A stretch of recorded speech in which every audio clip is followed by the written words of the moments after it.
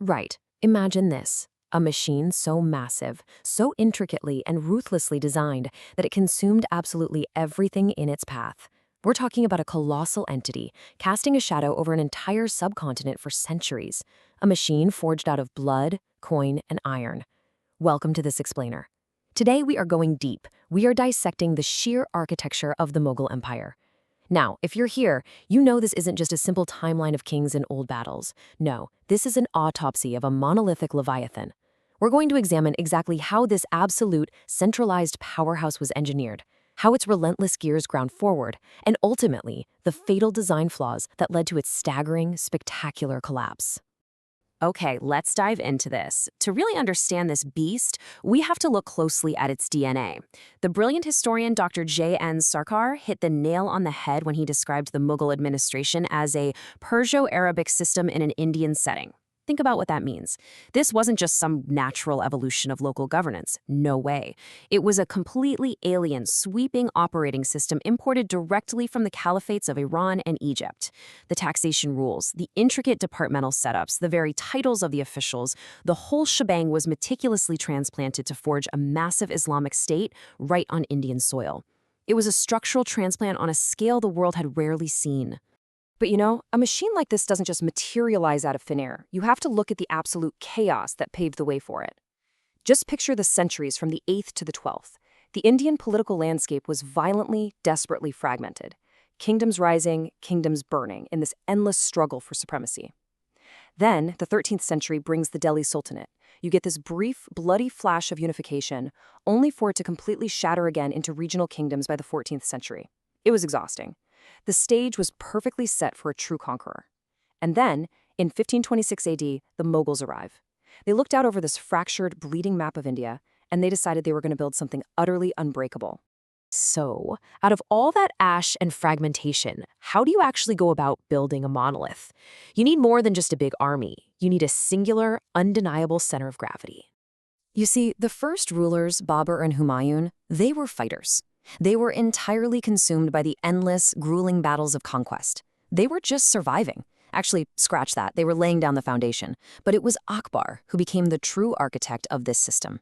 He constructed this incredibly rigid, paternalistic machine based purely on absolute monarchy and the divine right to rule. Under Akbar, the king wasn't just a leader. He was everything, the source of all authority, the ultimate fountainhead of justice. A benevolent despot, maybe, but a despot nonetheless, sitting dead center in the universe, watching the gears turn. But let's be real. A king, no matter how absolute his power is, cannot turn the heavy wheels of an empire entirely alone. Deep in the shadows of the throne, he requires powerful lords, ruthless, highly efficient operators who act as the primary engines of his vast administration. Enter the Diwan. I want you to think of him like the mastermind in a high-stakes heist movie. There was no modern council of ministers debating policy around a table here. The Diwan was the supreme master of coin. He wielded absolute, terrifying control over the royal treasury. He dictated the empire's massive income and its endless expenditures. He fixed the revenues, granted the subsidies, and his watchful eyes were constantly glaring down at the provincial governors. In times of dire emergency, he could even pivot to military command. Make no mistake, without the Diwan's gold, the machine stops cold. Now, what's really fascinating here is the sheer scale of the Mir Bakshi's authority. He wasn't just some desk-bound advisor. He literally held the keys to the empire's capacity for violence. As the supreme head of the military department, he orchestrated the recruitment of troops, kept the muster rolls, personally inspected the war horses, and crafted the grand, sweeping strategies of warfare. He was the maestro of a terrifyingly large military orchestra. And rounding out this trio of power, we have the Sadar, the head of justice and religion, tasked with dispensing the laws of the Quran as the chief qazi. But beneath that holy, righteous veneer, there was deep rot. Dr. J.N. Sarkar points out a gritty, pretty shocking reality. With only a few rare exceptions, the Mughal qazis were notoriously corrupt, completely infamous for taking bribes. The justice system, which should have been the moral bedrock of the state, was deeply compromised. And this right here? This is our very first glimpse of the fatal rust accumulating deep in the empire's gears. But to really test this machine, you can't just look at the opulent throne room in the capital. You have to step out into the dark, out into the dangerous, sprawling web of the provincial administration. And this brilliantly illustrates the terrifying expansion of that exact web. To put this into perspective, just look at the numbers. We start with 15 massive provinces, or suas, under Akbar. Then it pushes to 17 under Jahangir. And finally, it bloats out to 21 under Aurangzeb. That isn't just territorial growth. That is a desperate, dangerous overextension. The beast was growing so impossibly large, so incredibly insatiable, that it was mathematically guaranteed to buckle under the crushing weight of its own mass. To even attempt to manage this insane sprawl, they enforced a rigid, unyielding chain of command. Right at the top of a province was the Subadar. He was essentially a mini-king, ruling with total, unquestioned local authority. A step below him, managing the districts, was the Fauzdar. He maintained iron-fisted military law and was the guy you called to brutally crush local revolts. And finally, way down in the dirt, you had the elected Sarpanch, the final link in the village, diligently extracting revenue and taking a tidy 2.5% cut for his trouble. It was a perfect, inescapable hierarchy of absolute control. Which brings us to the darkest part of the design. How do you keep millions upon millions of subjects in line? How do you keep fueling a military machine that never stops expanding? Well, you certainly don't do it with polite bureaucracy. You do it with harsh, brutal realities. You have to understand, the justice system wasn't designed for rehabilitation. It was engineered for terror. Criminal cases were starkly divided into crimes against God, the sovereign, and the subjects. Punishments like huda, which is eye for an eye retaliation, were strictly enforced. But if you committed treason, if you even dared to whisper a conspiracy against the state, the retribution was the stuff of nightmares.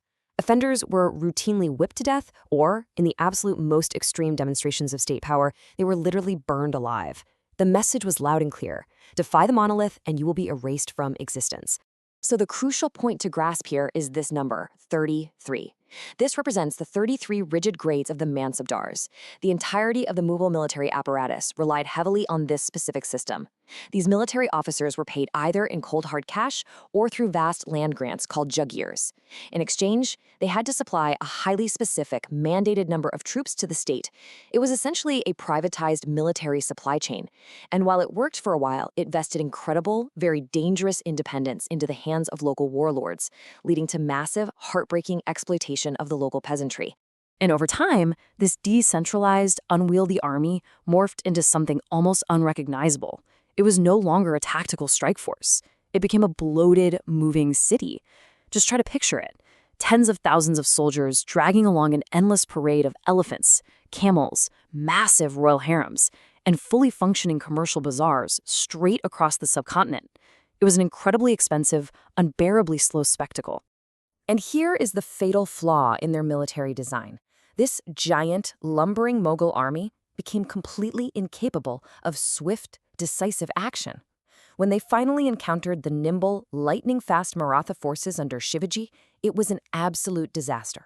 The massive Mughal giant simply couldn't pivot fast enough to catch the agile warriors, who were actively dismantling their ranks, handing the supposedly invincible empire devastating defeat after devastating defeat on the battlefield. And to fund this dying, bloated military beast, the state had to bleed the land dry. They relied on 3 relentless revenue systems: the Zamindari intermediaries over in Bengal, the Mahalwari joint proprietorship in the northwest, and the direct right-wari system down in the Deccan. Through these intricate networks, the emperor laid claim to a massive, back-breaking share of the peasants' crops, sometimes 1/12, sometimes a full quarter.